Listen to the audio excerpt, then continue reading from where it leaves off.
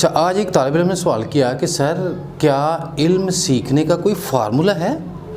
तो मैंने बताया कि yes, there is a formula that you can follow and you can get knowledge from every walk of life. अच्छा, यहाँ मैंने ना ये देखे तो एक लाइन लगाई है, उसके ऊपर नॉलेज लिखा है, इधर नो लिखा है, इधर येस लिखा है। अच्छा, ये जो सड़क है, जो नॉलेज की सड़क है, अगर मेरे पास एक मोबाइल हो, मोबाइल फ़ोन, अगर मैं आपसे कहता हूँ कि देखो जी ये क्या है, और आप कह देते हैं यस ये मोबाइल फ़ोन है, तो मेरी तो ड्यूटी ख़त्म हो गई भाई। अगर आप कहेंगे ना no sir we don't know about it, तो मेरी ड्यूटी बढ़ जाएगी। मैं कहूँगा okay look at it, this is a mobile phone, it has a keypad, it has a main screen, you can dial any number and you can receive the calls of anybody. So after checking, after speaking about 10 sentences, आप कहते हैं कि ओ yes ये एक mobile phone ही है। अच्छा, पता ये चला कि यस नो से लेके यस का जो फासला है उसके दरमियान इल्म है। अच्छा, हमारे मुआशरे में होता क्या है, हम लोग ना ऑटोमेटिकली एक्सेप्ट करते जाते हैं हर आइडिया को। ऑलरेडी एक्सेप्टेड आइडियाज़ जो होते हैं, जो लोग मान चुके होते हैं, हम भी मान चुके होते हैं। Whatever the people are doing we are also doing, so we are behaving like monkeys, as it is very famous about monkeys that they copy others, so we also copy others. हमें करना क्या है? अब करना ये है कि ज़िंदगी के हर शोबे में हमें नो से चलना है।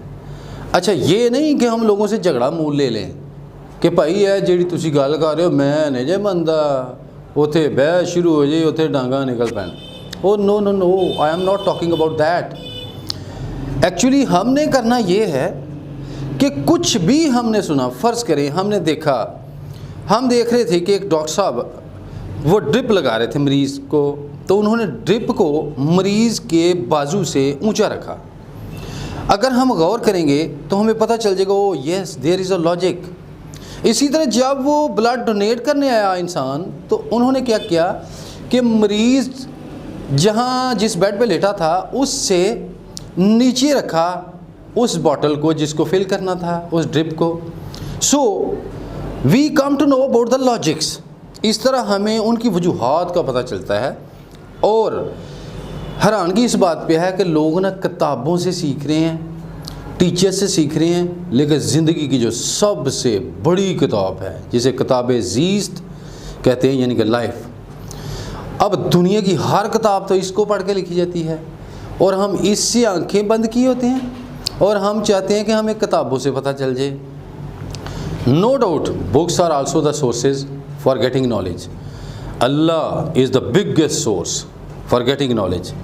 और जब आप चीज़ों पर गौर करना शुरू करते हैं, आप पर लॉजिक्स खुलना शुरू होते हैं, तो आपको पता चलता है हर चीज़ जो आपके सामने होती है वो या तो मखलूक होती है या तख्लीक होती है, खालिक नहीं आपको मिलेगा। और हर चीज़ पुकार रही होगी कि देयर इज़ अ क्रिएटर, कि जिसने मुझे बनाया। और उसके बाद अगला सिलसिला शुरू होगा कि जब आप क्रिएटर की ताकत को ज़रा सा भी जान गए तो आप में एक खौफ दाखिल होगा, और जब वो खौफ दाखिल होगा तो वो इल्म का स्टार्टिंग पॉइंट होगा। और इस बात पर इस्लाम और क्रिश्चियनिटी दोनों ही एक ही बात कर रहे हैं। मसलन बाइबल कहती है, मेरे क्रिश्चियंस दोस्त इस बात की शायद तस्दीक करेंगे, बाइबल में लिखा है कि खुदावंद का खौफ इल्म का शुरू है। और हमारा इस्लाम क्या कहता है? इस्लाम कहता है कि रासुल हिकमत मखाफतुल्लाह, दनाई की बुनियाद खौफ खुदा है। जिस दिन वो खौफ शुरू होता है उस दिन इल्म का पहला दिन होता है। उससे पहले हमने कुछ भी सीखा, यहाँ से पता चल रहा है कि that was not knowledge, it was not knowledge, that was the very first day of knowledge. So अगर हम इल्म हासिल करना चाहते हैं तो हमें चीज़ों को गौर से देखना होगा, उनके लॉजिक्स ढूंढने होंगे, और हमें नेगेशन से शुरू करना होगा और एक्सेप्टेंस तक जाना होगा, यानी नो से शुरू करके यस तक पहुंचना होगा। Thank you.